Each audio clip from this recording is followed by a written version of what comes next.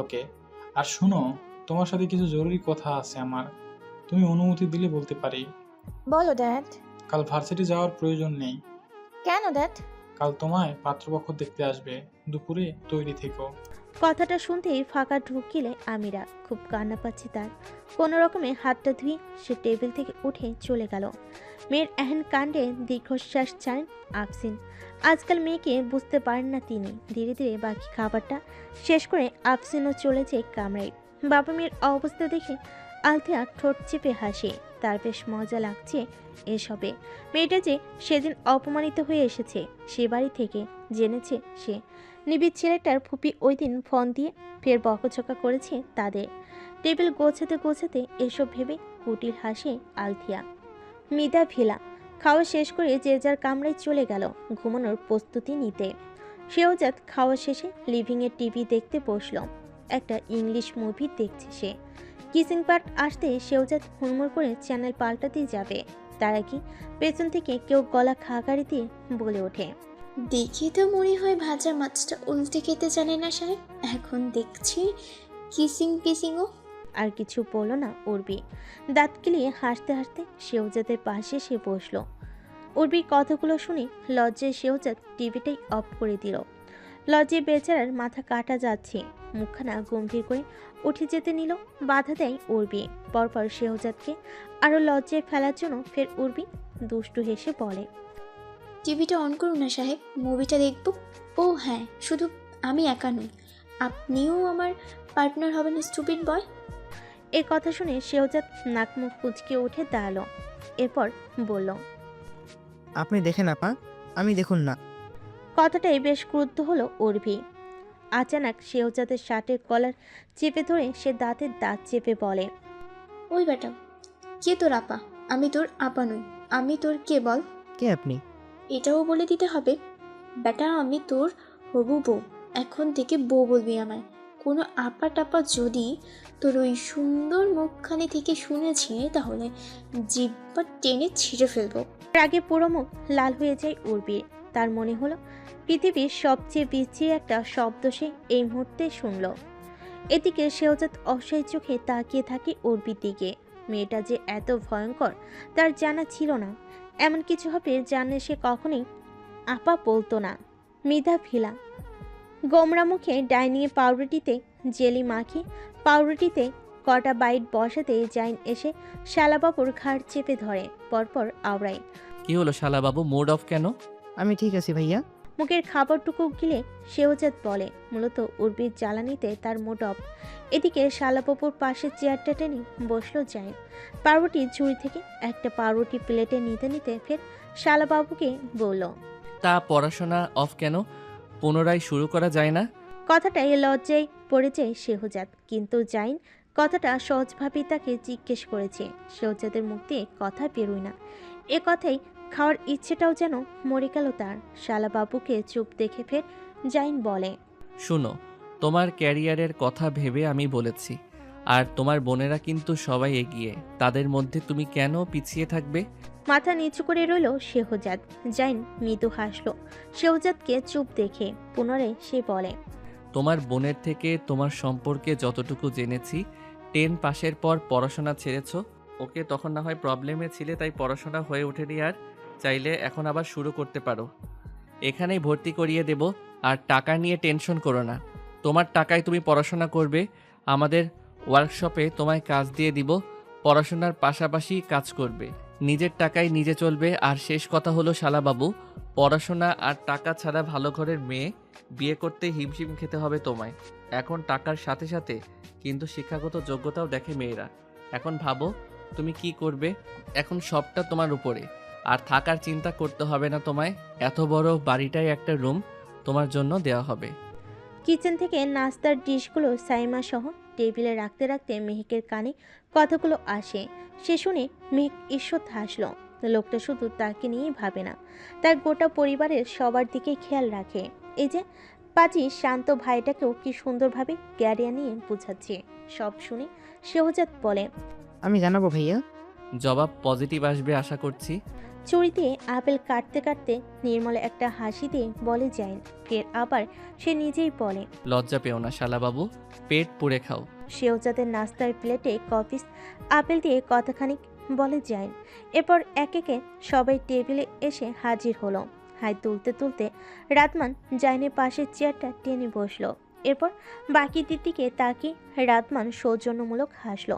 তারা বসতেই সবাইকে নাস্তার প্লেট এগিয়ে দেয় মেহেক। আর টেবিল ভর্তি হরেক রকমের নাস্তা ছিল। পাউরুটি, পরোটা, লুচি, আলুর পরোটা, পাঁচমিশালি সবজি, সুজির হালুয়া, চিকেন স্যুপ আর দুধ চা। যে যার মতন পছন্দের খাবার নিয়ে খাচ্ছে। মেঘ একা হাতে সবটা সামলায়নি, তাকে সাইমাও হাতে হাতে সাহায্য করেছে। সবাইকে খাবার বসিয়ে মেঘ সাইমাকে ডাকলো। সাইমা কিচেনে দাঁড়িয়ে এটো হাঁড়ি বাসনগুলো ধুচ্ছিল। মেয়েকে ডাক শুনতেই তড়িঘড়ি হাত মুছে অন্যায় হাত মুছতে মুছতে ডাইনিংয়ে আসলো সে। পরপর স্বভাবসুলভ হাসি দিয়ে বলল, ভাবিজান কিছু কইবেন? মেঘ এখনো বসেনি। সাইমের কথায় মৃদু হেসে মেঘ তার পাশের চেয়ারটা টেনে সাইমের হাত ধরে চেয়ারে বসিয়ে দিয়ে বলে, চুপচাপ বসো, উঠতে হবে না, কিন্তু উঠলে বেতন কেটে নেওয়া হবে। বলে নাস্তার প্লেটটা সাইমার সামনে রাখলো। প্লেটে নাস্তা সাজানোই ছিল। সাইমাকে চুপ করে বসে থাকতে দেখে মেঘ লুচির ঝুড়ি থেকে নিজের প্লেটে লুচি নিতে নিতে বলে, হাত শোনে কেন সাইমা? বেতন কেটে নেবো শুনেও ভয় পাচ্ছ না তুমি? আশ্চর্য। ততক্ষণে সাইমা উঠে মেঘকে জড়িয়ে ধরে চোখের পানি ছেড়ে দিল। পরপর কান্নারত গলেই বলল, ভাবিজান আপনি একদম ম্যাডামের মতো। ম্যাডামও আমায় খুব ভালোবাসে ভাবিজান। আমাগো ভাইজানের ভাগ্য অনেক ভালা, আপনার মতো বউ পাইছে। সবাই হাঁ হয়ে এতক্ষণ যাবৎ এসব কিছু দেখে যাচ্ছে। জাইন আগে অনেকবার এসব দেখছে, সে এসবে অভ্যস্ত। সাইমা অতিরিক্ত খুশি হলে কেঁদে কেটে ভাসিয়ে দেয়। সেসব জাইনের আগে থেকে জানা। রাইসা মিতা একটু ভালোবাসা দিলেই সাইমা কেঁদে দিত। আর মেয়েটাও অনেক সরল, মনে কোনো প্যাচগোছ নেই। সবাইকে খাওয়া থামিয়ে আশ্চর্য হয়ে ওদের দিকে তাকিয়ে থাকতে দেখে জাইন মেয়েকে ধমকে বলে উঠল, ওর খুশির কান্না শেষ হতে আরও সময় লাগবে। তোমরা তোমাদের খাওয়া শেষ করো, খাওয়া শেষ করে না হয় পুনরায় হা করে তাকিয়ে থেকো। বাকিরা লজ্জা পেল কথাটাই। তারপর যে যার খাবারে মনোযোগ দিল। আলুর পরোটা চিবোতে চিবোতে জাইন বউকে উদ্দেশ্য করে শুধালো, ছোট আসবে না? আসার সময় ডাকলাম, তাও সাড়া পেলাম না। রাত জেগে পড়েছে, বললো ক্লাস টেস্ট নেবে নাকি। ওহ ওকে, খাবার পাঠিয়ে দিবে? না, আমাদের খাওয়া শেষ হলে ওকে খাইয়ে দিয়ে আসবে। জাইন আর কিছু বলল না, কেবল নীরবে হাসলো। মায়ের অনুপস্থিতিতে মেয়েটার সকল দায়িত্ব কি সুন্দরভাবে সামাল দিচ্ছে। মেয়েটা আসলেই এই বাড়ির যোগ্য বউ, আমার মিষ্টি রাগী বউ। মনে মনে এসব ভেবে নিজে নিজে পুনরায় নীরবে হাসি জাইন। টেবিলের নাস্তা রেখেই ভাইকে পুনরায় ডাকে তাহিয়া। কাল অনেক রাত করে বাড়িতে আসে মার মেহুর দাদির আসার কথা বলতে পারেনি জেহফিলকে। সেদিন মিতাফিলায় কামরায় মায়ের চট থাপ্পড় খাওয়ার পর রেগেমেগে জেহফিল বাড়ি থেকে বেরিয়ে বোনের বাড়ি চলে আসে। আজ 5 দিন হলো বাড়িতে এখনো পা রাখেনি জেহফিল। মায়ের উপর রেগে আছে সে না হয় বেশি গোলায় উল্টাপাল্টা করেছিল, তাই বলে মেহেকের সামনে এভাবে চর মারবে মা? এই নিয়ে বেশি রেগেছিল জেহফিল। সিঁড়ির অর্ধেকে আসতেই মাকে খাবার টেবিলে দেখে পা থেমে যায় জেহফিলের। সাথে আবার একটা বৃদ্ধা মহিলাও বসে। সে যাবে কি যাবে না দাঁড়িয়ে দাঁড়িয়ে ভাবছে। মাকে চোখের সামনে দেখতেই ফের রাগটা চেপে বসে তার। শক্তপোক্ত বলিষ্ঠ দেহটা ঘুরিয়ে ফের উঠে যেতেই পেছন থেকে ডাক পড়ে মিসেস মিধার। খেতে এসো যে ফিল বেটা। যতই রাগ থাকুক না কেন, মায়ের এই ডাকটা এই কয়দিন খুব মিস করেছে জয়ফিল। কথাটা কর্ণে পৌঁছাতেই ভেতরে চাপা রাগটা যেন হুট করেই উবে গেল। না চাইতো তাকে আসতে হলো। তবে মায়ের থেকে এক চেয়ার বাদ দিয়ে বসেছে সে। মা ছেলের মান অভিমান দেখে মৃদু হাসি আফসারা আমির আর তাহিয়া। পরপর আফসারা আমির বলে উঠলেন, শোনো, বাবা মায়ের লগে রাগ করতে নাই। মায়ের সব ভালার লাইগাই বকন দেয়, মায়ে এই বকন দিব, এই আবার ভালোবাসা কথা কইব। রাগ শাক বাদ দিয়া মায়ের লগে কথা কও বাবা। মহিলার কথায় যেন পুরো রাগটাই পড়ে যায় জেহফিলের। ফেসে চেয়ার বদলে মায়ের পাশটায় এসে বসে। রাইসা মিতা হাসলেন ছেলের কাণ্ডে। অতপর ছেলের প্লেটে তুলে দিলেন হরেক রকমের খাবার। খেতে খেতে আফসার আমিরের সাথেও পরিচয় করিয়ে দিলেন তিনি। মহিলাটি মেহেকের দাদিমা শুনে মুখটা কঠিন হয়েছে তার। মায়ের মান রাখতে সৌজন্যমূলক হেসে কেবল সে ভালোর খবর জিজ্ঞেস করলো আফসারা আমিরকে। এরপর খাবার শেষ করে জেহফিল চেয়ার ঠেলে উঠে দাঁড়িয়ে বোনকে বলে, তিতিন সোনা কোথায় শিস? প্রাইভেট গিয়েছে, তোর জন্য অনেকক্ষণ ওয়েট করছিল, দেখছিল তুই ঘুমাচ্ছিস, তাই আমি ডিস্টার্ব করতে না বলি। এমনিতেও তুই অনেক রাত করে এসেছিলি, এখন কি ওয়ার্কশপে যাবি? বলে রেডি হতে চলে যায় জেহফিল। মিধাদের দুটো ওয়ার্কশপ, দুটোরই দায়িত্ব পড়েছে জেহফিলের ঘাড়ে। সেদিকটা জেহফিলই সামলায়। এদিকে ছেলের অভিমান দেখে দীর্ঘশ্বাস ছাড়ে রাইসা মিধা। আফসারা খানমের উদ্দেশ্যে বলেন, বুঝলেন মিসেস আমির, ছেলেরা বড় হয়েছে, এখন মায়ের সাথে অভিমান করতে শিখে গেছে। কথাটা বেশ কষ্ট নিয়ে বলেন রাইসা মিধা। রাইসা মিধার কথাই দীর্ঘশ্বাস ছাড়েন আফসারা আমির। কোনো জবাব দিলেন না। তারও এই একই কষ্ট। কার কষ্ট কার কাছে বলবেন উনি?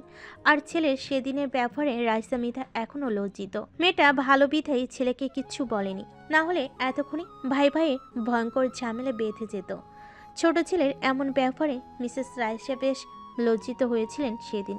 মেয়েকে তিনি কথাও দিয়েছিলেন দ্বিতীয়বার এমনটা আর কখনো হবে না তার সাথে। সে যেন শুধু এই ঘটনাটা বড় ছেলের কানে না দেয়। এদিকে মাকে চিন্তিত দেখে তাহিয়া বলে উঠল, মামা, সব কিছু ঠিক আছে? হাম, তোমার শরীর খারাপ লাগছে মামা? আমি ঠিক আছি বেটি। আচ্ছা, তাহলে তোমরা দুজন গল্প করো, আমি দুপুরের রান্নার ব্যবস্থা করছি। বলে এটো প্লেটগুলো গুছিয়ে কিচেনে চলে যায় তাহিয়া। মেয়ে যেতেই পুনরায় মনকে সান্ত্বনা দিতে মিসেস আফসার সাথে গল্প গুজবে ব্যস্ত হয়ে পড়েন রাইসা মিধা ভিলা। জাইন কাজ থেকে আজ ছুটি নিয়েছে, পরিবারের সবার সাথে সময় কাটাবে বলে। মাকে কল দিয়ে বলেছে তাহিয়াকে নিয়ে যেন তারা চলে আসে। জেহফিলকেও ফোনে কয়েকবার ট্রাই করেছে, কিন্তু জেহফিল রিসিভ করছে না। আজকাল ভাইয়ের হাবভাব বেশ অদ্ভুত ঠেকছে জাইনের কাছে। কেমন এড়িয়ে এড়িয়ে চলছে তাকে তার ছোট ভাই। তার কোনো কাজে আবার ভাই কষ্ট পায়নি তো? এ ভেবে চিন্তিত জাইন। বেশ কদিন হলো তার সাথে কথা বলা বন্ধ করে দিয়েছে জেহফিল। ফের আরেকবার কল দিল ভাইকে, সেই আগের অবস্থা, ফোন ধরল না। এরই মধ্যে মেঘ লেমন জুস বানিয়ে নিয়ে আসলো জাহিনের জন্য। জাহিনের হাতে জুসের গ্লাসটা ধরিয়ে দিয়ে মেঘ জাহিনের পাশে বসতে বসতে উচ্ছ্বাসিত গলায় শুধালো, মৃধা সাহেব, খেয়ে বলুন কেমন হয়েছে। এবার জাহিনের মনোযোগ ভাই থেকে সরে গিয়ে বইয়ের উপর পড়েছে। তারপর পাকা গিন্নি সেজে তার সম্মুখে বসে আছে। খোপা বেঁধেছে, কপালে নাকে বিন্দু বিন্দু ঘাম জমেছে। বেবি হেয়ারগুলো ঘামে লেপটে কপালের উপর এদিক ওদিক ছড়িয়ে আছে। সুশ্রী মুখখানিতে লাল আভা ছড়িয়ে আছে। একটু পরপর তার মিষ্টি রাগি বউটা আঁচল দিয়ে নাকের কপালের ঘাম মুছে চলেছে। ফের কপালে হাত দিতে গেলে জাইনের শক্তপোক্ত হাতটা চেপে ধরে মেহেকের কোমল হাতখানি। মেঘ চমকে উঠল জাইনের এহেন কাজে। চোখের ইশারায় জানতে চাইল কি হলো। জাইন তখন হাতের আঙ্গুলের সাহায্যে মেহেকের বেবি হেয়ারগুলো কপালের উপর থেকে সরিয়ে দিতে দিতে শুধায়, ঘাম মোছো না বউ, এভাবে বেশ লাগছে তোমায়। তোমার প্রতিটি রূপ আমায় উপভোগ করতে দাও বউ। জাইনের এহেন কথাই মাথা নিচু করে লাজুক হাসে মেহেক। পরপর ফের বলে, খেয়ে বললেন না যে কেমন হলো। গ্লাসের অর্ধেকটা লেমন জুস খেয়ে জাইন মেহেকের হাতে গ্লাসটি ধরিয়ে দিয়ে বলে, রিভিউ দিব নাকি বউ? সহ্য করতে পারবে তো বরের রিভিউ? জাইনের কথাই চোখ বড় হয়ে যায় মেহেকের। পরপর মৃদু রাগ দেখিয়ে মেহেক উঠে চলে যেতে যেতে বলল, আপনি আসলে একটা অসভ্য জাইন। বইয়ের কথাই জাইন সশব্দে হেসে উঠল। বউটাকে না জ্বালালে তার অন্তর শান্তি পায় না, তাই অন্তর শান্তির জন্য হলো তার বউকে জ্বালানো চাই। হরিপুর মফস্বল। বেকারি খুলল আরশাদ আমির। অতঃপর কাঠের চেয়ারটাতে টেনে বসতেই বেকারির ভেতর প্রবেশ করলো মফস্বলের মেম্বার শফিউল আলমের ছেলে সাকিব আলম আর রাকিব আলম। অকমর্ষাৎ তাদের আগমনে কিঞ্চিত চমকান আরশাদ আমির। পরপর তাদের পরখ করতেই জল শক্ত হয়ে যায় তার। এদিকে মেম্বারের ছেলে দুটো সাকিব আর রাকিব এসে বেয়াদবি শুরু করে দেয়। আরশাদের দুপাশে থাকা চেয়ার দুটো লাথি দিয়ে ফেলে দিল। আশেপাশে থাকা কিছু জিনিসও ছুঁড়ে ফেলে দিল। তারপর কর্কশ গলায় রাকিব বলে উঠল, এখনো সময় আছে, মাইয়া করে গোমরে নিয়ে আয়, ও করে আমাকে দরকার। আরশাদ চুপচাপ, যেন সে কিছুই শুনতে পাচ্ছে না, এমনভাবে শক্ত হয়ে চেপে বসে রইল চেয়ারে। বয়স হয়েছে তার। আগের মতন তার শরীরে তেমন শক্তিও নেই যে এদের পিটিয়ে লাল করে দিবে। আরশাদকে চুপচাপ দেখে এবার খেপে যায় সাকিব। অতঃপর ক্রুদ্ধ হয়ে আরশাদের টুটি চেপে ধরে খড়খড়ে গলায় সে আওড়ায়। বেটা ফকিরনি কথা ক, মায়া করে হাত কইরা এখন বড় বাড়ির পোলার টাকা চিবাস বেটা। কথাটা শেষ হতে না হতেই জোরে সোরে এক চর পড়ে রাকিবের গালে। সেই অকমর্ষা চরে গালে হাত দিয়ে ছিটকে মেঝেতে পড়ে রাকিব। সেই অবস্থাতেই গালে হাত দিয়ে অশ্রাব্য ভাষে গালাগালি করতে লাগলো রাকিব। কিয়ৎক্ষণ এভাবে যাওয়ার পর রাকিব ধীরে ধীরে উঠে দাঁড়ালো। পাশে তাকাতে দেখলো একটা ছেলে দাঁড়িয়ে, কালো পোশাকে আবৃত তার সম্পূর্ণ দেহ। মুখের হাবভাব দেখে ছেলেটাকে কিঞ্চিত ভয় পায় সাকিব। পাশে রাকিব দাঁড়িয়ে, সে আবার মারামারি এসবে কম পটু। ভাইকে আচানক মায়ের খেতে দেখে সে কিছুটা ভয় পায়। পরপর সাকিব সাহস চুকিয়ে সেখানে দাঁড়িয়ে অসভ্যের মতন চেঁচিয়ে বলে উঠল, তোর এত বড় সাহস আমরা থাপ্পড় মারলি? ওই বেটা তুই কে রে? আমারে মারার লাইগা তোরে কে ভাড়া করছে মাদার চোদ? কথাগুলো বলেই ছেলেটার দিকে তেড়ে আসলো সাকিব। রাকিব পেছন থেকে ভাইকে জড়িয়ে ধরে বলে, সাকিব, ঝামেলা না করে চল এখান থেকে, পরে দেখা নিমু। ভাইকে টেনে টুনে বেকারি থেকে বেরিয়ে যায় রাকিব। রাকিব ফুসতে ফুসতে সাকিব সামনে পা বাড়ালো। পরপর ভাইকে উদ্দেশ্য করে বলল, একবার বাপ বেটি কাউরে ছাড়ুম না আমি রাকিব, ওগর জীবন আমি অতিষ্ঠ করে ফেলাম। ভাইয়ের কথায় তাল মেলালো রাকিবও। লোকটাকে যখন সে চর মারতে দেখেছিল তখন ভয়ে তার হাঁটু কেঁপে ওঠে। লোকটার আপদ মস্তক দেখে তার মনে হলো লোকটা মারপিটের মাস্টার, আর এরা চেলাপেলা, তাই ভয়ে আর এগোয়নি, ভাইকে নিয়ে বেরিয়ে এসেছে। এদিকে আরশাদ আশ্চর্য হয়ে ছেলেটিকে জিজ্ঞেস করলো, তুই কেন বেটা আমার হইয়া ওগর চোরালি কেন? আমাকে যে কাজ দেওয়া হয়েছে আমি শুধু তাই অক্ষর অক্ষরে পালন করছি। আমি কে বা কারা সেটা বলার অনুমতি দেওয়া হয়নি আমায় মশাই। কথাগুলো এক নিঃশ্বাসে আউড়িয়ে বেরিয়ে গেল 25 কি 26 বছরের মোটাসোটা ছেলেটার আচরণে আরশাদ ফ্যালফ্যাল করে ছেলেটার যাওয়ার দিকে তাকিয়েছিল। মৃধা ভিলা শেহজাদ সাদে পাতানো বেঞ্চিতে বসে এক দৃষ্টিতে তাকিয়ে রইল আকাশে পানে। দুলাভাইয়ের কথাগুলো সে মন দিয়ে ভাবছে। এর মধ্যে সে কয়েকবার সিদ্ধান্ত নিয়ে ফেলেছিল সে পুনরায় লেখাপড়া শুরু করবে। জীবনটাকে এভাবে থামিয়ে রাখার কোনো মানেই হয় না। তাছাড়া বাবা আর বোনেদের কাছে কত আর হাত পাত পেশে। আচানক ভাবনার মাঝে পরিচিত মেয়েলি কণ্ঠস্বর কানে আসতেই শেহজাদ কিঞ্চিত বিরক্ত হলো। একবারও তাকালো না সেদিকে। শেহজাদকে পাত্তা দিতে না দেখে উর্বি ঠোঁট বাগায়, পরপর বলে, এত ভাব ধরে আছো কেন সাহেব? পাশে যে একটা সুন্দরী রূপসী মেয়ে দাঁড়িয়ে, সেই দিকে তোমার খেয়াল আছে স্টুপিড বয়? উর্বির কথায় পাত্তা না দিয়ে শেহজাদ বেঞ্চি থেকে উঠে চলে যেতে নিলে দুহাত দুদিকে প্রসারিত করে পথ আটকে দাঁড়িয়ে উর্বি। ছেলেটার এরকম এড়িয়ে চলা তাকে খুব কষ্ট দেয়, হৃদয় ক্ষতবিক্ষত করে দেয়। টলমল নেত্রে শেহজাদের পানে তাকালো সে। শেহজাদ সেই মায়ে ভরা নেত্রে জোরের পানে অপলক তাকিয়ে তার দৃষ্টি সরিয়ে নিল। এরপর সে কঠোর গলায় শুধালো, আপনাকে সহজ ভাষায় এক কথা আর কতবার বলবো? সহজ ভাষা আপনি কি বুঝেন না? আর কতবার বলবো? এসব আমার দ্বারা হবে না। তাছাড়া না আছে আমার রুজি রোজগার, আর না আছে শিক্ষাগত যোগ্যতা। একটা বেকার আর অশিক্ষিত ছেলের হাতে আপনার পরিবার আপনাকে কখনোই তুলে দিবে না। কোনো মাই চায় না তার মেয়ে কষ্ট পাক। দয়া করে আপনি আমায় ভুলে যান, আর না পারলে আপনার পরিবারকে বলুন আপনাকে বিয়ে করে দিতে। বর পেয়ে গেলে আপনি তখন এমনিই আমায় ভুলে যাবেন। ভুলে যাওয়ার জন্য ভালোবাসিনি তোমায় বোকা প্রেমিক। কথার ফাঁকে বলে ফেলে উর্বি। সে সত্যি শেহজাদকে ভালোবাসে, কিন্তু শেহজাদ তাকে বাস্তবতার চোখে আঙ্গুল দিয়ে দেখিয়ে দিচ্ছে। সে কি করলো না করলো তাতে তার কিছু যায় আসে না। সে শুধু জানে সে তার বোকা প্রেমিককে ভালোবাসে, খুব ভালোবাসে। ভাবনার মাঝে শেহজাদ ফের কঠিন গলায় আওড়ালো, আপনার আবেগ নিয়ন্ত্রণ করুন, আর দয়া করে আমায় আর বিরক্ত করবেন না। বলে চলে যেতে নিলে পেছন থেকে উর্বির কণ্ঠস্বর শুনে পাজরা থেমে যায় শেহজাদের। ঠোঁটে ঠোঁট চেপে শেহজাদ শক্ত হয়ে দাঁড়িয়ে থাকে। সে বাক্যটি শুনে ফের উর্বি কান্নারত গলায় বলল, ভালোবাসো আমায় শেহজাদ? কোনো জবাব না দিয়ে শেহজাদ দ্রুত প্রস্থান করলো ছাদ থেকে। এদিকে শেহজাদের জবাব না পেয়ে উর্বি কেঁদে দিল। মায়ের কথায় বসা থেকে উঠে দাঁড়িয়ে পড়ল জেফিল। ছেলের আচরণে এবার বেশ রাগ হলো রাইসা মৃধার। স্বামীর কাজকর্মের শান্তি পেলেন না তিনি। এখন ছেলে কাজকর্ম তেমন ভালো ঠেকছে না রাইসা মৃধার কাছে। উল্টাপাল্টা কিছু হওয়ার আগে তিনি চাইছেন ছোট ছেলেটার বিয়ে করিয়ে দিতে। মূলত তিনি সংসারে কোনো রকম অশান্তি চান না। কিছুক্ষণ আগে রাইসা মৃধা ছেলেকে বিয়ের কথা জানান। মেয়ে ঠিক করা আছে, এখন শুধু ছেলে হ্যাঁ বলে কাজী রেডি বিয়ে পড়ানোর জন্য। আপাতত ঘরোয়াভাবে বিয়েটা সারতে চাইছেন তিনি। এরপর অনুষ্ঠান করে দুই ছেলে বিয়ের কথা জানিয়ে দিবেন সবাইকে।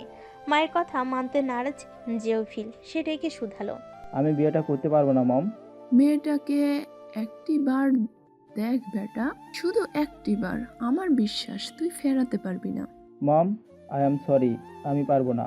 বলে চলে যেতে নিলে রাইসা মৃধা পেছন থেকে ছেলের হাত চেপে ধরে শান্ত গলায় কেবল বললেন, কারোর জন্য কারোর জীবন থেমে থাকে না বেটা, মায়ের কথা একবার ভেবে দেখিস। বলে জেফিলের হাতে মেয়েটার ছবি তুলে দিয়ে ফের সোফে গা এলিয়ে দিলেন রাইসা। দিনরাত ছেলের টেনশনে শরীর কিঞ্চিত খারাপ লাগছে রাইসা মৃধার। মৃধা ফিলায় এক একে সব রান্নাবান্না শেষ হলো মেহেকের। তার পাশে হানিয়া দাঁড়িয়ে চপিং বোর্ডে মনমরা হয়ে শশা কাটছে সে। মেঘ বোনকে মনমরা দেখে কপাল কুচকে আওড়ালো। সবকিছু ঠিক আছে হানিয়া? আনমনে জবাব দেয় হানিয়া। মেঘ সন্তুষ্ট হলো না বোনের জবাবে। অতঃপর বোনকে নিজের দিকে ফিরিয়ে দুকাঁধ আলতো করে হাত দিয়ে চেপে ধরে ব্যাগ্র গলায় সে শুধালো, বুবুকে মিথ্যে বলবি না হানিয়া, কি হয়েছে বল বুবুকে। কিছু না বুবু, তুমি শুধু শুধু টেনশন নিচ্ছ। মিলান হেসে বলে হানিয়া। মেঘ মানল না, ফের চেপে ধরে আওড়ালো, তোর ননস তোকে ঠিক কোন কারণে দেখতে পারে না হানিয়া? কথাটার ভাগে ঢোক গিল হানিয়া। সে এ কথাটা কখনো তার বুবুকে বলতে পারবে না। শুনলে বুবুর তাণ্ডব শুরু হয়ে যাবে। হতে পারে ওই বাড়ি থেকে ওই রাক্ষসীটাকে চাপড়ে আসবে তার বুবু। এদিকে বোনের জবাব না পেয়ে মেহেক বলে, তাহলে তুই বলবি না। ওকে ফাইন, বলার প্রয়োজন নেই। বলে রাগ দেখে কিচেন থেকে বেরিয়ে যায় মেহেক। তার সন্দেহ হচ্ছে বোনের উপর নিশ্চয়ই বড় কোনো সমস্যা হয়েছে আন্দাজ করছে মেহেক। অনুমনস্ক হয়ে কখন যে মেহেক দেওয়ালের নিকটে এসে পড়ল বুঝতে পারেনি। আর এক কদম বাড়লেই যখনই দেওয়ালের সাথে সে কপালটা ফাটাতে যাচ্ছিল তখনই কারোর হ্যাঁচকা টানে মেহেকের হুঁশ ফিরে। অকমরসাত এমন হতে মেঘ ভয়ে কিঞ্চিত কেঁপে উঠল। বইয়ের এহেন আচরণ দেখে যেন ললাট কুচকে তাকালো বইয়ের পানে। পরপর নিরেট গলায় আওড়ালো, আজকাল বরকে নিয়ে এতটাই ভাবা হচ্ছে যে ভাবতে ভাবতে এখনই কপাল ফাটাতে যাচ্ছিলে তুমি মোহু। জাইনের কথাই হতভম্ব হয়ে যায় মেহেক। ঠোঁট কিঞ্চিত ফাঁক হয়ে যায় তার। বউকে এইভাবে তাকিয়ে থাকতে দেখে জাইন জিব্বা দিয়ে ঠোঁট ভিজিয়ে মেহেকের ঠোঁট জোড়া তর্জনী দিয়ে মিলিয়ে দুষ্ট স্বরে শুধালো, এভাবে তাকিয়ে কোনো ফায়দা নেই মোহু, আই এম সরি, আমি এখন রোমান্টিক মুডে নেই বউ। জাইনের কথায় নেত্রজোড়া বড় বড় হয়ে যায় মেহেকে। সে কেবল আশ্চর্য হয়ে তাকিয়ে থাকে তার নীলজ্জ স্বামী নামক পুরুষটি পানে। মিধা ভিলা হানি আর রাতমান মিধা ভিলা ছেড়েছে মিধা ভিলা ছেড়েছে দিন 5 হবে। আরও কটা দিন বোন আর বোনের জামাইকে রাখতে চেয়েছিল মেহেক, কিন্তু রাতমানের জবের জন্য আর থাকা হলো না তাদের। অফিস থেকে ছুটি নিয়েছিল রাতমান। ছুটি পেরোতেই চলে যেতে হলো তাদের। বর্তমানে কিচেনে সকালের জন্য নাস্তা তৈরিতে ব্যস্ত মেহেক। পাশেই সাইমা রুটি মেকারে রুটি বানাচ্ছে। আচানক কলিং বেলের শব্দে মেহেকের হাত থেমে গেল। করের মাংস কষছিল মেহেক। এই মুহূর্তে কলিং বেলের শব্দে কিঞ্চিত বিরক্ত হলো সে। সাইমা তখন বলে, সাইমা দরজা খুলতে হুড়হুড় করে কিছু শুটবুট পরা ছেলে এবং কিছু মেয়ে লিভিংয়ে প্রবেশ করলো। তাদের দেখে ঘাবড়ে যায় সাইমা। ভালো করে তাকাতেই দেখলো কিছু লোকের হাতে ক্যামেরা। ভয়ে ফাঁকা ঢোক গিলে সাইমা। পরপর কাঁপা গলায় কিঞ্চিত চিৎকার করে সাইমা বলে উঠল। সাইমার ভর্ত গলার আওয়াজ কনে আসতেই মেঘ গ্যাস স্টোভ বন্ধ করে কিচেন থেকে বেরোতেই থমকে যায় সম্মুখে দাঁড়িয়ে থাকা মানুষগুলোকে দেখে। মেঘকে দেখেই তার এগিয়ে আসলো। এরপর প্রশ্ন করা শুরু করলো, আপনি কি মিসেস মৃধা, মিস্টার সাইফান জাইন মৃধার স্ত্রী? আচানক প্রশ্নে ঘাবড়ে গেল মেহেক। কায়া কেমন অবশ্যই আসতে লাগলো তার। সাংবাদিকরা একের পর এক প্রশ্ন করে যাচ্ছে তাকে। সে সাথে রোমানাকে নিয়েও তারা জবাবদিহি করতে লাগলো। রোমানা দেওয়ানের সাথে মিস্টার সাইফান জাইন মৃধার বিয়ে হওয়ার কথা ছিল। মিসেস মৃধা, কি এমন হয়েছিল যার জন্য রোমানা দেওয়ানের সাথে মিস্টার সাইফান জাইন মৃধার এই বিচ্ছেদ? এত প্রশ্নে মেঘ ঘাবড়ে যায়। মাথা ঘুরে উঠল তার। পড়ে যাওয়ার আগে একটা শক্তপোক্ত হাত মেহেককে আগলে নেয় বক্ষে। নিপু নিপু চোখে পাশে তাকাতে দেখল জাইনকে। তার স্বামী কঠিন চোখে তাকিয়ে রইল সম্মুখের মানুষগুলোর দিকে। পরপর তার জবাব আসলো। জানা হয়ে গেছে, এবার বের হন আপনারা। আপনাদের জবাব দিতে বাধ্য নই আমি। আমাদের জবাব চাই মিস্টার সাইফান জায়ান মৃধা। সত্যিটা জানতে চাই, কেন রোমানা দেওয়ার নয়? জল শক্ত হয়ে আসলো ছেলে সাংবাদিকটার কথায়। রেগে কিছু বলতে যাবে তার আগে জিওফিল এসে উপস্থিত হলো ভিলায়। ভাইয়ের সম্মুখে ভালো হয়ে দাঁড়ালো সে। পরপর ভাইকে বলল, ভাবিকে নিয়ে কামরায় যাও ব্রো, আমি এদিকটা সামলে নিচ্ছি। জাইন কিছু বলতে গেলে ফের জিওফিল বাধা দিয়ে বলল, প্লিজ ব্রো, দেখো ভাবি অসুস্থ হয়ে পড়েছে, তোমার এখানে থাকা আর উচিত হবে না। আর ঝামেলা করলো না জাইন। সবার সামনে মেঘকে কোলে তুলে নিয়ে জাইন সেখান থেকে প্রস্থান করলো। কামড়ে এসে মেঘকে খাটে বসিয়ে দিয়ে মেঘের হাতে এক গ্লাস পানি ধরিয়ে দিয়ে জাইন গম্ভীর গলায় আওড়ালো, দ্রুত ফিনিশ করো, ভালো লাগবে। পানির গ্লাস হাতে নিয়ে টুকরে কেঁদে উঠল মেহেক। মেঘকে কাঁদতে দেখে ফের আগলে ধরলো জাইন। মেঘের কেশর রাশিতে হাত বুলিয়ে দিতে দিতে শুধালো, রিল্যাক্স বউ, কিচ্ছু হয়নি, রিল্যাক্স। জাইন, আমি তখন বলেছিলাম আপনাকে আমার বিয়ে নিয়ে। বাক্যটি শেষ করতে পারল না মেহেক। ততক্ষণে জাইনের তর্জনী আঙ্গুল চেপে ধরল মেঘের অধৈর্যরা। পরপর শান্ত শীতল গলায় জাইন শুধালো, আর একটা শব্দ না বউ, যাদের জন্য আজ আমার জান বইয়ের চোখে পানি, তারা কেউই ছাড় পাবে না। ফের কেঁদে উঠল মেহেক। মেহেকের চোখে পানি দেখে জাইন এবার বেশ রেগেই পড়ল। আর এক ফোঁটা পানি চোখ দিয়ে পড়েছে তো মেহেক খুব খারাপ হয়ে যাবে। একদম চুপ, একদম চুপ। কথাটাই কিঞ্চিত কেঁপে উঠল মেহেক। ঠোঁট চেপে কান্না আটকানোর চেষ্টা করছে সে। জাইন বইয়ের মাথা বক্ষে চেপে ধরে বলল, প্লিজ ডোন্ট ক্রাই মেহেক। এতদিন আপনি বিয়েটা গোপন রেখেছিলেন কেন জাইন? ভাঙ্গা গলে আওড়ালো মেহেক। মেহেকের কথার দীর্ঘশ্বাস ছাড়ে জাইন। জবাব দিতে পারল না তার বউকে। এখন রাগ হচ্ছে তার মায়ের উপর। বিয়ের এক সপ্তাহ হওয়ার পরই জাইন তখন মাকে বলেছিল ছোট্ট একটা অনুষ্ঠানের মাধ্যমে তাদের বিয়ের ব্যাপারটা সবাইকে জানিয়ে দিতে। কিন্তু মা বাধা দেয়, বলে দুই ছেলের একসাথে নাকি অনুষ্ঠান করবে। এই হচ্ছে মায়ের কথা শোনার ফলাফল। তখন যদি সবাইকে জানিয়ে দিত যে এখন আর তার বউকে কারোর প্রশ্নের সম্মুখীন হতে হতো না। এসব ভেবে রাগে হাত মুষ্টিবদ্ধ হয়ে আসে জাইনের। হাওলাদার ভিলা। শেষ, তুমি পাগল হয়ে গিয়েছো? বোর সাথে এমনটা না করলেও পারতে তুমি। আসলেই তুমি একটা সাইকো। অপর পাশ থেকে হাসির শব্দ শোনা গেল। পরপর বলল, বেশ করছি, এবার জায়েন বুঝুক এসব আমায় না ভালোবাসার পরিণতি, বুঝলি? অবশ্য এতে জায়েনের কিছু যায় আসবে না। প্রভাব পড়বে ওই বেয়াদব মেয়েটার উপর। ওই মেয়েটাকে এত সহজে আমি ছেড়ে দিব নাকি? বোনের কথায় কোনো জবাব দিল না রাতমান। এপাশ থেকে কয়েকবার বড় বড় শ্বাস নিয়ে রাতমান শেষ কথাটি আওড়ালো, কাজটা তুমি ঠিক করলে না শেষ। বলে ফোনটি কেটে দেয় রাতমান। ফোন কেটে পেছনে ফিরতে হানিয়াকে দাঁড়িয়ে থাকতে দেখল সে। হানিয়াকে দেখে যেন পায়ের নিচ থেকে মাটি সরে যায় রাতমানের। হানিয়া টলমলে চোখে খাবার হাতে নিয়ে দাঁড়িয়ে আছে তার সম্মুখে। মেহরিন বেরিয়ে যেতেই হানিয়া কিচেনে যায় রাতমানের পছন্দের পরোটা বানাতে। পরোটা বানিয়ে কামড়ে আসতেই এসব শুনে ফেলে হানিয়া। হানিয়াকে এভাবে তাকিয়ে থাকতে দেখে মুখ ধরফরিয়ে উঠল রাতমানের। ধীর কদমে হানিয়ার নিকটে এসে দাঁড়ালো সে। অতঃপর হানিয়ার কাঁধ স্পর্শ করতে চাইলে হানিয়া ধাক্কা দিয়ে সরিয়ে দেয় রাতমানকে। এরপর খাবারের প্লেটটা সেন্টার টেবিলে শব্দ করে রেখে হানিয়া উচ্চস্বরে আওড়ায়, আর কত রাম্মান, আর কত সহ্য করব আমার বুবু? আপনার বোনের জন্য আমার বুবু আরও কাঁদবে। আপনি থাকুন আপনার বোনের সাথে। আমি আর এই বাড়িতে এক মুহূর্তও থাকবো না। চিৎকার করে কথাগুলো বলে সাথে সাথেই টলি বের করলো হানিয়া।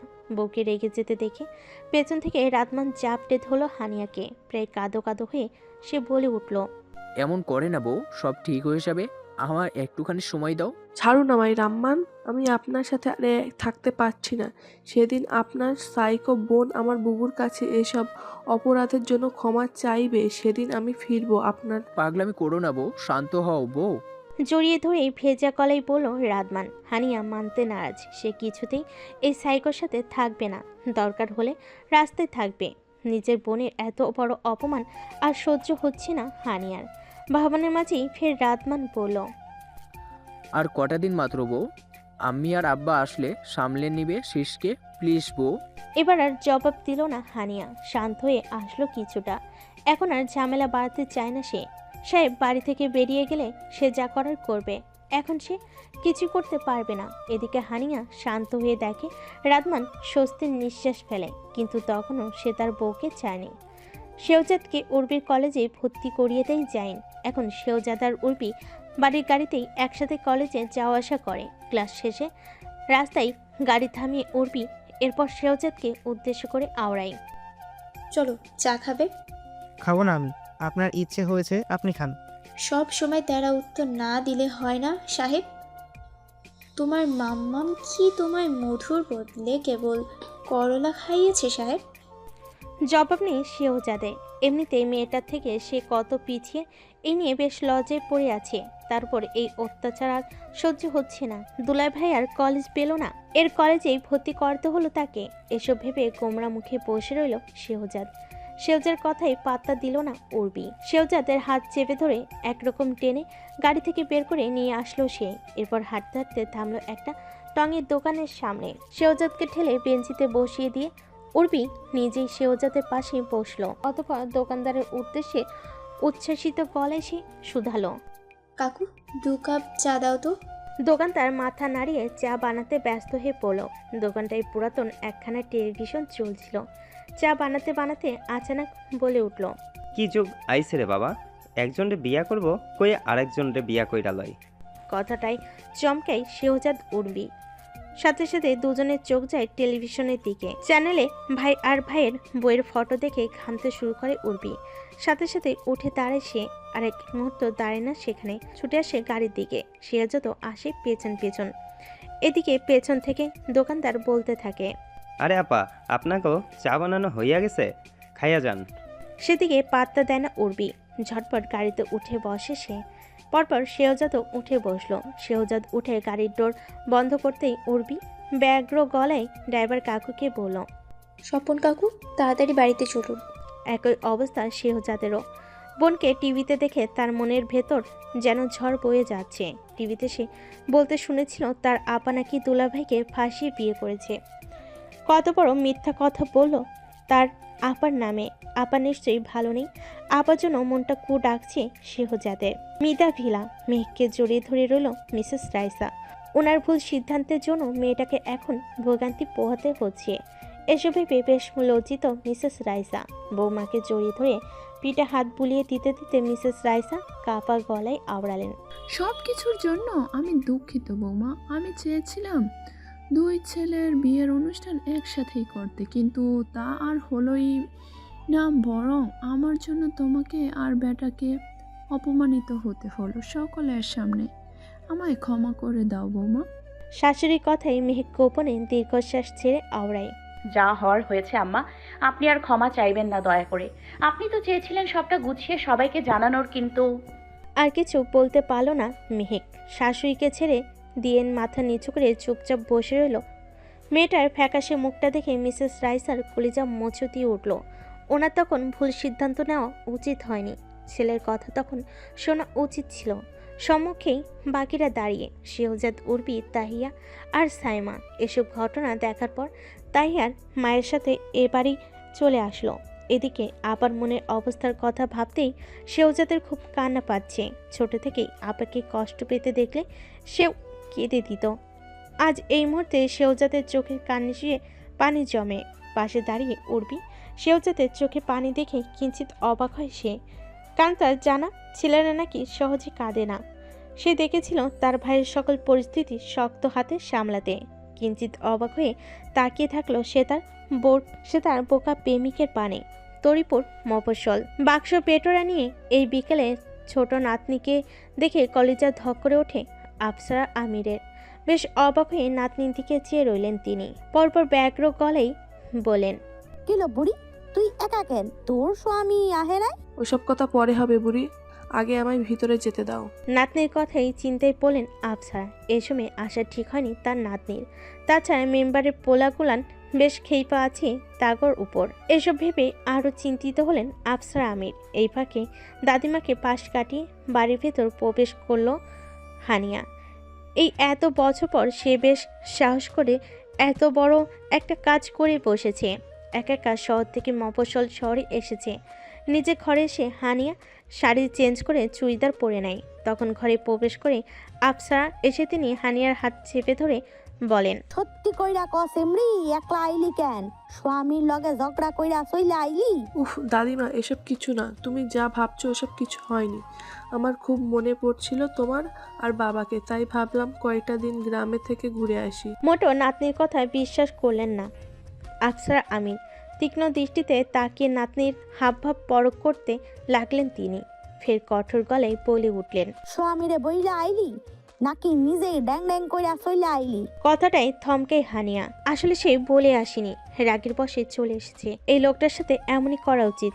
সে এসব মনে মনে ভেবে হানিয়া মেয়েকে রাগ দেখিয়ে বলে, হে হে, বলে এসেছি দাদিমা। তুমি শুধু শুধু চিন্তা করছো, বিশ্বাস না হলে ওনাকে কল করে দেখো। নাতনির কথায় আর কিছু বললেন না আফসারা বেগম, চুপচাপ মেনে নিলেন তিনি। ফের আবারও বললেন, আচ্ছা তাই বুঝলাম, স্বামীর সঙ্গে কইরা নিয়ে আসলে ভালো হইতো না? লোকে অহন কি না কি বইলা বেড়াইবো। দাদিমা তুমিও না ওসবে পাত্তা দিও না তো, আমার খুব ক্ষুধা পেয়েছে দাদিমা, এসব তাড়াতাড়ি কিছু খেতে দাও তো। পেট চেপে ধরে হানিয়া কিছুটা অভিনয় করে বলল কথাখানি, যাতে দাদিমার মন এদিক ওদিক সরিয়ে নেওয়া যায়। আফসারা আমিরও কথা শুনে তড়িঘড়ি করে বললেন, তুই হাত মুখ ধুই আয়, আমি ভাত বাড়তাছি। হানিয়া কিছু বলল না, কেবল মাথা নাড়িয়ে সায় জানালো সে আসছে। দাদিমা যেতেই মুখে আধার নেমে আসে হানিয়ার। রাতমানের সাথে রাগ করে তো মফস্বলে চলে এসেছে সে, কিন্তু এখন বরকে তার খুব মনে পড়ছে। সেও তার কথা থেকে একদমই নড়চড় হবে না। ওই সাইকো মহিলা যতদিন না তার বুবুর কাছে ক্ষমা চাইবে ততদিন পর্যন্ত সে ও বাড়ির চৌকাট মারাবে না। নিজের মনকে শান্ত করে কলপারের দিকে এগিয়ে গেল হানিয়া খন্দকার ভিলা। বাবার বকুনি খাচ্ছে আমিরা। এই নিয়ে পেয়ে পাঁচটা বিয়ে ভেঙেছে আমিরা। প্রশ্নের এহেন কর্মকাণ্ডে বিরক্ত হয়ে আফসিন আমিরা সাথে মাথা নিচু করে দাঁড়িয়ে রইল বাবার সম্মুখে। পাশে বসা সৎমা আলথিয়া খন্দকার বাবা মেয়ের লড়াই দেখছে সে। ফের শোনা গেল আফসিন খন্দকারের কঠোর গলা, অনেক হয়েছে আমিরা, এবার তোমায় বিয়েটা করতেই হবে। ছেলে ভালো, তাছাড়া ছেলে একজন ডাক্তার। আর কি চাই সুখী হতে? নিজের এই হাল কেন করেছো আমিরা? কি সমস্যা তোমার? ড্যাডকে বলো। আমি কেবল বিয়েটা করতে চাচ্ছি না ড্যাড। কথাটা বলে আর দাঁড়ালো না আমিরা। ধীর পায়ে হেঁটে দোতলায় উঠে গেল সে। কামড়ে এসে দরজা বন্ধ করে দেয় আমিরা। এরপর কাঁদতে লাগলো সে। দরজা ঘেঁষে দাঁড়িয়ে মুখে হাত চেপে ধরে ডুকরে কেঁদে উঠল আমিরা। পরপর ভাঙ্গা গলায় বলতে লাগলো, আপনি কোথায় নিবিড়? কোথায় হারিয়ে গেলেন? প্লিজ ফিরে আসুন নিবিড়, ফিরে আসুন। আপনার চোখ আছে কি নেই তা কিচ্ছু যায় আসে না আমার শুধু আপনাকে চাই নিবিড়, শুধু আপনাকেই চাই। আপনাকে খুব করে ভালোবেসে ফেলেছি আমিরা, প্লিজ ফিরে আসুন। কাঁদতে কাঁদতে মেঝেতে বসে পড়ে আমিরা। প্রতিদিনের মতন দরজার ওপাশে দাঁড়িয়ে রয় আফসিন খন্দকার। মেয়ের এহেন কথাবার্তায় যেন দুমড়ে মুছে যান খন্দকার সাহেব। মেয়ে যতই ওই ছেলেটার জন্য কান্নাকাটি করুক, বাপ হিসাবে এমন একজন দৃষ্টিহীন ছেলের কাছে মেয়েকে কিছুতেই দিতে মন সায় দেয় না আফসিনের। ওই ছেলেটাকে ভুল বোঝার জন্য মেয়েকে দ্রুত বিয়ে দিতে চাইছেন আফসিন, কিন্তু ওনার মতে বিয়ের পর সব ঠিক হয়ে যাবে, ভুলে যাবে ছেলেটাকে। আর দাঁড়ালো না, তিনি দ্রুত পায়ে সরে গেলেন দরজার কাছ থেকে। অফিসে গুরুত্বপূর্ণ ফাইল দেখায় ব্যস্ত রাদমান। অকমর্ষৎ ফোন বাজার শব্দে কিঞ্চিত বিরক্ত হয় সে, কিন্তু স্ক্রিনে নাম্বারটা দেখে ফাঁকা ঢোক গিলে রাদমান। দাদি শাশুড়ির ফোন, তাও এই সময় বউটা আবার সব বলে দেয়নি তো। কাঁপা কাঁপা হাতে ফোনটা রিসিভ করতেই ওপাশ থেকে বলে উঠল, জামাই বাবাজি নি? জি আসসালামু আলাইকুম দাদিমা। ওয়ালাইকুম আসসালাম বাবাজি, তুমি কখন গ্রামে আসবা? কথাটাই থতমত খায় রাদমান। হঠাৎ সেই গ্রামে যাবে কেন? রাদমানকে কথা বলতে না দেখে ফের আফসারা আমির বলে উঠলেন, ছোট বুড়িও তো ড্যাং ড্যাং কইরা চইলা আইলো তোমার এরাইকা বাবাজি। তুমি কিছু মনে নিও না, অফিস শেষ কইরা চইলা আইও। এতক্ষণে পুরো ব্যাপারটা বুঝতে পারল রাদমান। মেজাজটা বিকে গেল তার। কথাটা শুনে কোনো রকমে সে আফসারা আমিরকে জানালো, ওকে দাদিমা, আমি চলে আসবো। বলা পরপরই ফোন রেখে দেয় রাদমান। রাগে চল শক্ত হয়ে আসে তার। মেয়েটা তাকে না জানিয়ে চলে গেল ওখানে। যদি ওর কোনো বিপদ হয়। অতঃপর অফিস কক্ষের দেওয়াল ঘড়ির দিকে চোখ পড়ল তার। অফিস থেকে বেরোনোর সময় হয়ে এসেছে। এক এক করে সকল ফাইলগুলো বন্ধ করে টেবিলের পাশটায় গুছিয়ে রাখে। এরপর অফিস ব্যাগ হাতে নিয়ে বেরিয়ে যায় অফিস থেকে। রাস্তায় আনমনে হাঁটছে আমিরা। অন্যমনস্ক হয়ে হাঁটার কারণে আশপাশে তার খেয়াল নেই। এরই মাঝে অকস্মাৎ একটি কার তার দিকেই দ্রুত গতিতে ছুটে আসতে লাগলো। হর্ন বাজানো ছাড়াই কারটা আমিরার কাছাকাছি আসতেই যাবে, তার কি কেউ তার কোমর চেপে ধরে রাস্তার পাশটাই নিয়ে আসে। আচানক এমন হতে বেশ ভয় পেয়ে যায় আমিরা। চোখ মুখ খিচে কাচুমাচু হয়ে আগন্তুকের বুকের সাথে লেপ্টে থাকে সে। গায়ের কাঁপুনি কমে আসতে নেত্রজোড়া খুলে আমিরা। নেত্র খুলতে আমিরা বাকরুদ্ধ হয়ে যায় সম্মুখে মানুষটিকে দেখে। পরপর কাপা গলে সে আওড়ায়, নিবিড়। শব্দটা মুখ থেকে বেরোতেই পরপর আগন্তুক ছেড়ে দিল আমিরকে। আমিরার কথাই আগন্তুক পাত্তা দিল না, সোজা আগন্তুক তার পথ ধরল। এদিকে আমিরা তনু কাপা নিয়ে আগন্তুকের পিছু নিল। পরপর বলতে লাগলো, এতগুলো মাস আপনি কিভাবে ছিলেন নিবিড়? দাঁড়া নিবিড়, আমায় এভাবে এড়িয়ে যেতে পারেন না আপনি। আমার জবাব চাই নিবিড়। আলগোছে ভাবে কদম ফেলতে ফেলতে আগন্তুকের পিছনেই আমিরা। রাত 8:40। স্কুলের সম্মুখে খোলা প্রান্তরে কারোর সাথে হেলান দিয়ে দাঁড়িয়ে রইল জিওফিল। এক হাতে ওভারকোট ধরা, অপর হাত দিয়ে নিকোটিনের ধোঁয়া ওড়াচ্ছে। জিওফিল মনটা বিষণ্ণ তার। মেহেককে নিজের ভাইয়ের সাথে যতই দেখছে ততই সে দুমড়ে মুচড়ে যাচ্ছে। ভাইকে যতটা ভালোবাসে মেহেককেও ততটাই ভালোবাসে সে। দুজনের মধ্যে কাউকে সে কষ্ট দিতে ইচ্ছুক নয়। অনেকবার কষ্ট নিয়ে নিজের মনকে বুঝিয়েছে, নিজেকে নিয়ন্ত্রণে রেখেছে।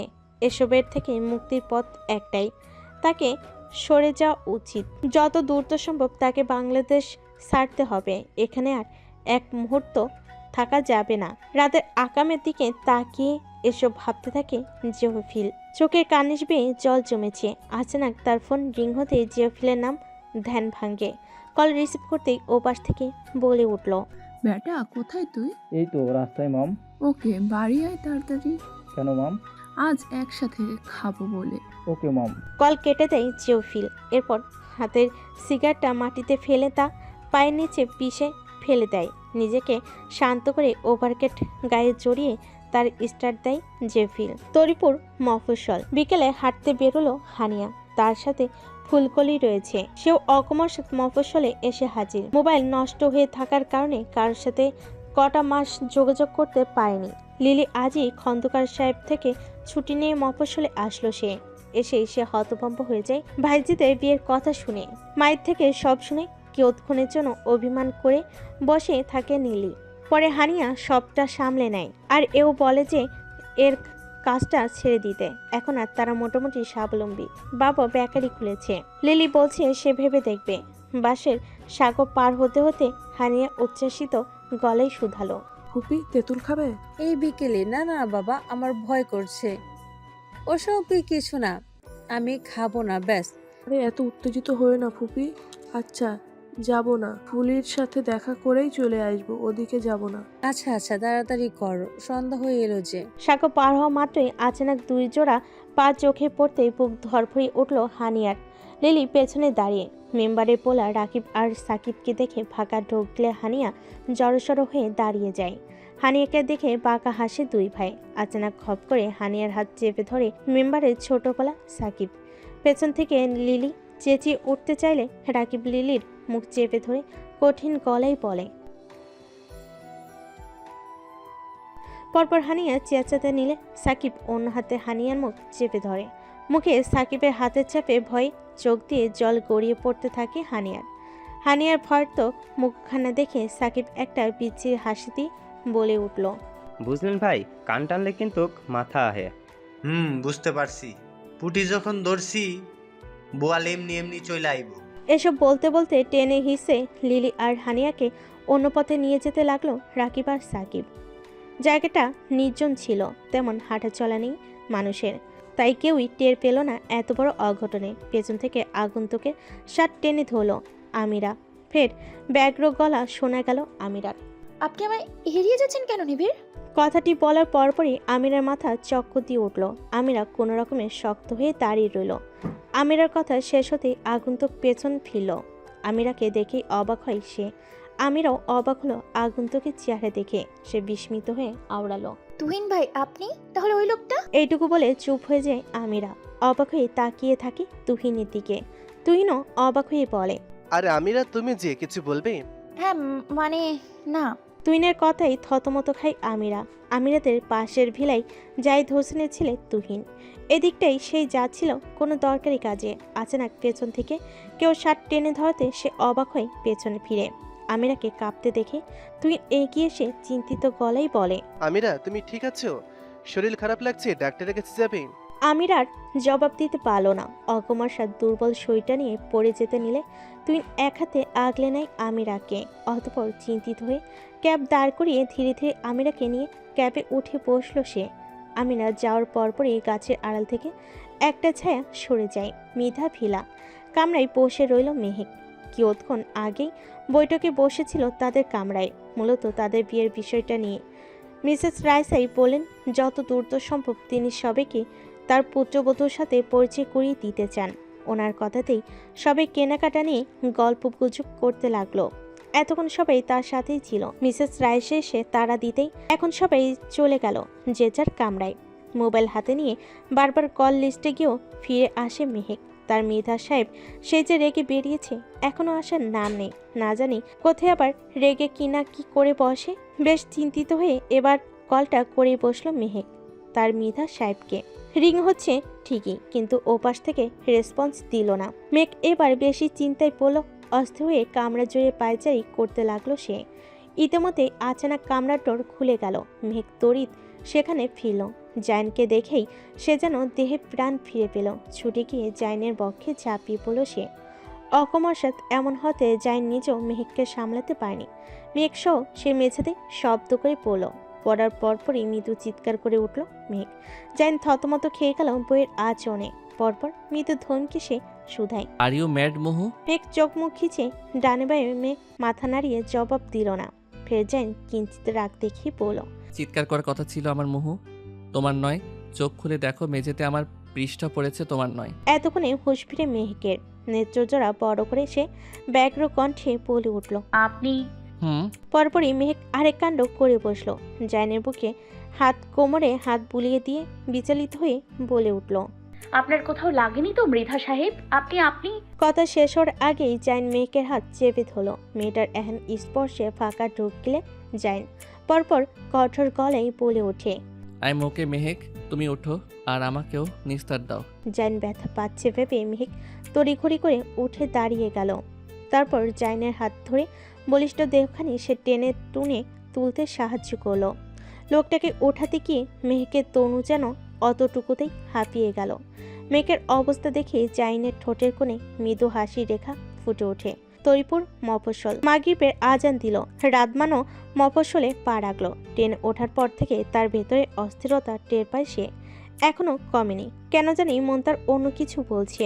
ক্লান্ত দেহটা টেনে টুনে নির্দিষ্ট বাড়িখানার দিকে এগোচ্ছে সে।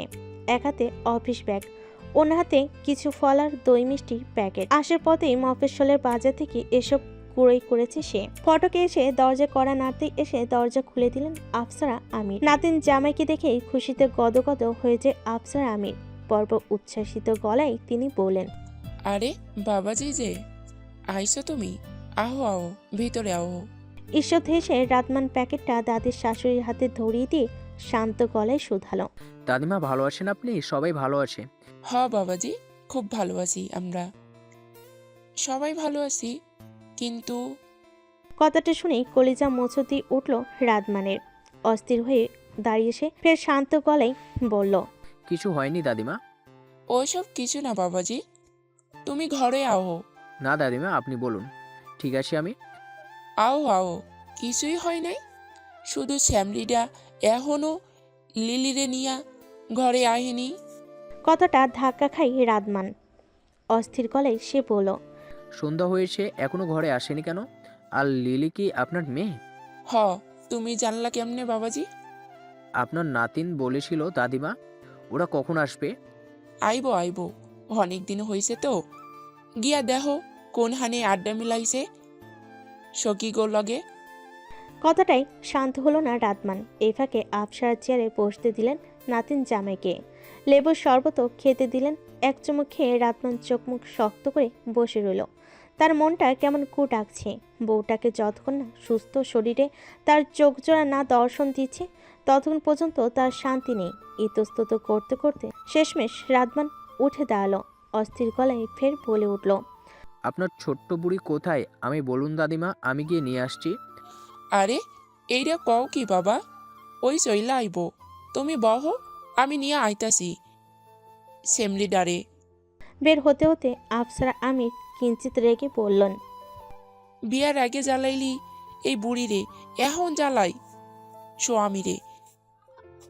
সেমলি, আজ তোর খবর আছে, বিয়ারটা মাইয়া এই সন্ধ্যায় কোন হানে লাভঝাপ দিতাছে আল্লাহ জানে। এসব বলতে বলতে ফটক পেরোলো আফসারা আমির, সাথে বাটন ফোন নিয়ে গেলেন। ফটক পেরিয়ে ছেলে আরশাদের ফোন দিয়া জানান জামাই বাবাজির আসার কথা। বিকালে মেয়ের খবর, এখন জামের খবর পাইয়া আরশাদের অবাক লাগলো। আর ভাবলেন না তিনি কিছু। বেকারি বন্ধ করে কিছু বাজার সদাই করে বাড়ির পথে রওনা হয় আরশাদ। এদিকে রাতমান অস্থির হয়ে পায়চারি করছে উঠানে, আর বারবার ফটকের দিকে তাকাচ্ছে সে, কখন তার বউ আসবে। সে প্রাণ ভরে বউটাকে দেখবে। তার অস্থিরতা সেকেন্ডে সেকেন্ডে বেড়ে চলেছে। এরই মধ্যে আচানক ফটক দিয়ে উঠানে প্রবেশ করলো 12 কি 13 বছরের একটা মেয়ে। সে প্রবেশ করে গলা হাঁকিয়ে বলে উঠল, সর্বনাশ হয়ে গেছে গো আপু, দাদি, ওই মেম্বারের পোলাগুলা নাকি আমাগো হামু বুবুর আর লিলি ফুপুরে ধইরা নিয়ে গেছে। তরিপুর মফস্বল, তোর সাহস কি করে হলো তাকে স্পর্শ করার? How dare you bastard! একের পর এক ঘুষি পড়তে লাগলো সাকিব আর রাকিবের দেহের ওপর। বলিষ্ঠ দেহের পরিষ্টির সাথে পেরে উঠছে না তারা। রাগে রাতমানের দেহ থরথর করে কাঁপছে। ফের হানিয়াকে টেনে নিয়ে এসে গর্জে বলে উঠল, বাস্টার্ডটা কোন হাতে স্পর্শ করেছে তোমায়? হানিয়া ভয়ে কাঁপছে রাতমানের অবস্থা দেখে। এমনভাবে সে রাতমানকে কখনো দেখেনি। রাগ দেখেছে, কিন্তু তাই বলে এত হিংস্রতা? তার মানে সে আগে যা শুনেছিল সেসব সত্যি। ফের রাতমানের ধমকে কেঁপে উঠল মেহেক। Tell me Haniya. হানিয়া ফুপি লিলির গা ঘেঁষে দাঁড়িয়ে কাঁপতে কাঁপতে ভয়ে চোটে বলে উঠল, দুইটা দিয়ে স্পর্শ। বাক্যটি শেষ করতে পারল না হানিয়া। তারা কি শোনা গেল সাকিব আর রাকিবের আর্তনাদ। যে চেয়ারে হানিয়া বাঁধা অবস্থায় ছিল সেই চেয়ার আছড়ে টুকরো টুকরো করে ফেল রাতমান। অতপর চেয়ারে পায়ে তুলে নিয়ে সাকিব আর রাকিবের দু হাতে আঘাত করতে লাগলো। সাকিব মা গো মা, বাবা গো বাবা বলে চিৎকার করে যাচ্ছে রাতমানের এহেন হিংস্রতা রূপ দেখে। শব্দ করে কেঁদে উঠল হানিয়া। ওদিকে রাকিব পাশে আদমরা হয়ে পড়ে আছে। লিলি ভাইজিকে জাপটে ধরে দাঁড়িয়ে আছেন। সে কোনো প্রতিক্রিয়া দেখালো না। ছেলেগুলো বড্ড বেড়েছে, তাদের এমন শাস্তির প্রয়োজন ছিল। মারের চোটে হাড়গুলো মরমর করে ওঠে। এবার বেশ ভয় পেয়েছে হানিয়া। ওদের মেরে ফেলে তার রাতকে সে হারিয়ে ফেলবে। ফুপির হাত থেকে নিজেকে ছাড়িয়ে পেছন থেকে রাতমানের কোনোই চেপে ধরে হানিয়া ফুপিয়ে বলে উঠল, মরে যাবে রাত, প্লিজ ছেড়ে দাও ওকে, ওভাবে শাস্তি পেতে গেছে। আমি আপনাকে হারাতে চাই না রাত। হানিয়ার কথা কানে নিল না রাতমান। ধাক্কা দিয়ে সরিয়ে দিল বউকে। ফের হাতে আঘাত করতে করতে হিংস্র গলায় রাতমান বলতে লাগলো, তোর যে নোংরা হাত দিয়ে আমার স্ত্রীকে স্পর্শ করেছে সেই হাত আজ ভেঙে গুড়িয়ে দিব আমি।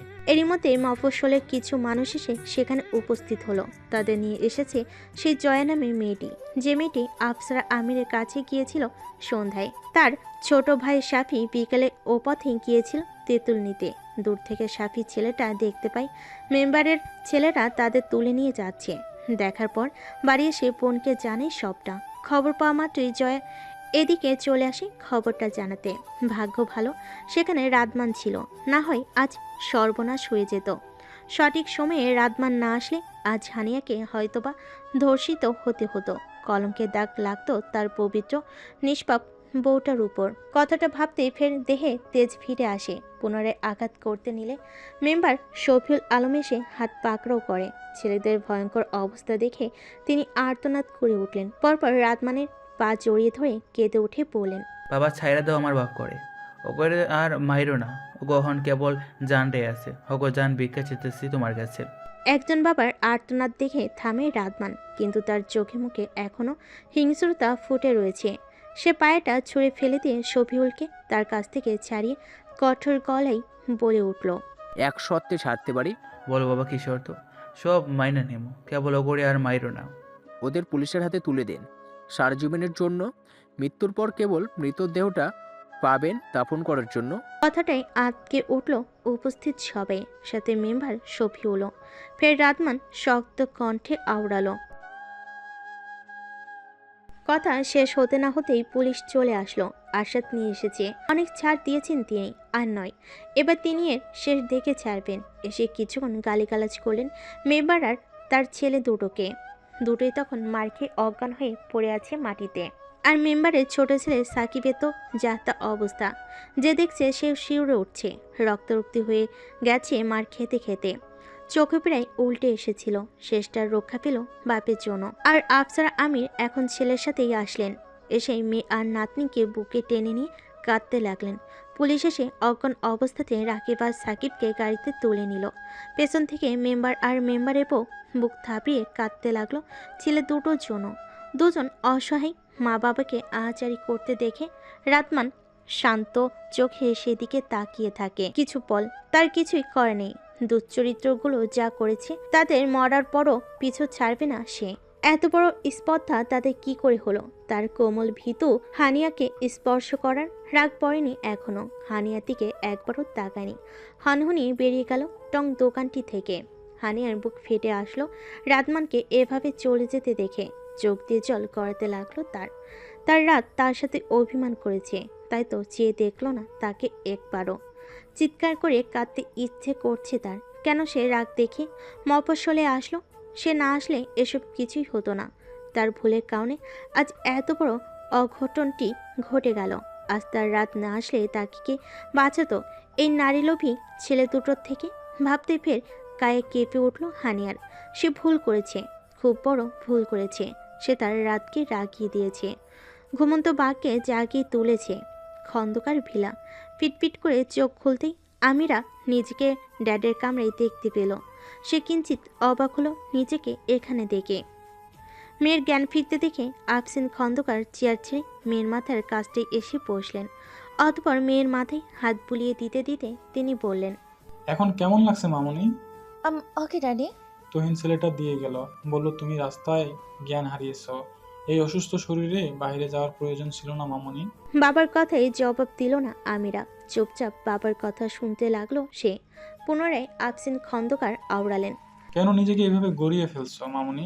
আমাকে মেরে ফেলতে চাও তুমি? বাবার কথায় ঠোঁট উল্টে কেঁদে উঠল আমিরা। অতঃপর বাবার বুকে মাথা গুজে আমিরা কাঁদতে কাঁদতে বলে উঠল, আমার নিবিড়কে চাই ড্যাডি, ওকে এনে দাও। কিছুক্ষণের জন্য থমকান আফসিন। মেয়েকে এই প্রথম ছেলেটার নাম তার সামনে নিতে দেখে আফসিন খন্দকার চুপ হয়ে যান। এতদিন আড়াল থেকে শুনেছেন তিনি মেয়ের আহাজারি, আজ সামনেই শুনতে পেলেন বাকরুদ্ধ হয়েছেন তিনি। মেয়ের এহেন করুণ অবস্থার সহ্য হচ্ছে না তার। কি করবেন তিনি? কি করা উচিত তার? চোখের সামনে মেয়েটাকে এভাবে শেষ হয়ে যেতে দিতে পারেন না তিনি। যত দ্রুত সম্ভব মেয়ের বিয়ের ব্যবস্থা করতে হবে তাকে। এই ফাঁকে বাবা মেয়ের মাঝে উপস্থিত হলো আলথিয়া। তার হাতে সুপের ট্রে, স্বামীর আদেশেই বানিয়ে নিয়ে এসেছেন। স্ত্রীকে দেখে এশায় খাবার রেখে যেতে বললেন তিনি। আলথিয়া থমথমে মুখে সেন্টার টেবিলে সুপের ট্রেটা রেখে কামরা থেকে বেরিয়ে যায়। বাপ মেয়ের এত ভাব তার অসহ্য লাগছে। এত চেষ্টা করেও বাপ মেয়েকে সে আলাদা করতে পারেনি। সতীনে মেয়েকে নিয়ে এক ঘরে থাকতে তার অসহ্য লাগছে। তরিপুর মফস্বল। ফ্রেশ হয়ে হানিয়ার বদ্ধ ঘরটায় প্রবেশ করে রাতমান। এখনও সে হানিয়ার সাথে কথা বলেনি, এমনকি মুখ তুলে তাকেও দেখেনি। মেয়েটা তার কথা না শুনে কেন এখানে এসেছে মূলত এ নিয়ে রেগে আছে রাতমান। ওদিকে এত ঝামেলার মধ্যে কিছু রান্না করতে পারেনি আফসারা। নাতিন জামাই এসছে, ভালো মন্দ খাওয়াতে হবে নাকি? মেয়েকে নিয়ে এই রাত্রিরে মাটির চুলে রান্না চাপিয়ে দিলেন আফসারা। আরশাদ সন্ধ্যায় যখন শুনেছিল মেয়ে জামাই এসেছে, টুকটাক বাজার নিয়ে এসেছিল। সেখান থেকে মাছ মুরগি কেটে ধুয়ে রান্না বসালো লিলি। ততক্ষণে আফসারা কিছু হালকা নাস্তা দিয়ে আসলো তাদের ঘরে। ঘরে সে মাথা চুল ঝাড়তে ঝাড়তে রাতমান মোবাইল হাতে নিয়ে খাটের সাথে হেলান দিল। এমন ভাব ধরে আছে যেন এখানে কেউ নেই। হানিয়ার বেজায় কষ্ট হলো রাতমানের আচরণে। ধীরে ধীরে বস থেকে উঠে আসলো সে। রাতমানের পাশে সাহস করে দাঁড়িয়ে হানিয়া ভাঙ্গা ভাঙ্গা গলায় শুধালো, এভাবে চুপ করে থাকবেন না আপনি রাত। আপনার নীরবতা আমায় কষ্ট দিচ্ছে। মোবাইলে চোখ রেখেই স্থির হয়ে গেল কথাটাই রাদমান। সেও চায় মেয়েটাকে বুকে আগলে নিতে, কিন্তু এই মুহূর্তে সে তা করতে পারবে না।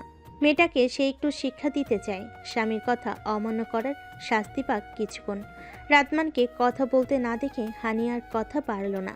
ঠোঁটে ঠোঁট চেপে শক্ত হয়ে দাঁড়িয়ে তার শ্যামপোষটিকে দেখতে লাগলো সে। মিধা ফেলা রাতের খাবার খেয়ে যে যার কামরায় চলে গেল শোয়ার প্রস্তুতি নিতে। উর্বি এখনও যায়নি নিজের কামরায়। ডাইনিং থেকে আর চোখে দেখছে তার বোকা প্রেমিকের কর্মকাণ্ড। লিভিংয়ের সোফায় বসে ছেলেটা মশার কামড় খেতে খেতে বিরক্তি নিয়ে পড়া মুখস্থ করছে। সেও যাতে এহেন অবস্থা দেখে ঠোঁট টিপে হাসে উর্বি। অতঃপর চেয়ার ছেড়ে দাঁড়িয়ে উর্বি হেসে বিড়বিড়িয়ে বলে, বোকাটাকে একটুখানি জানালে খুব বেশি খারাপ হবে না।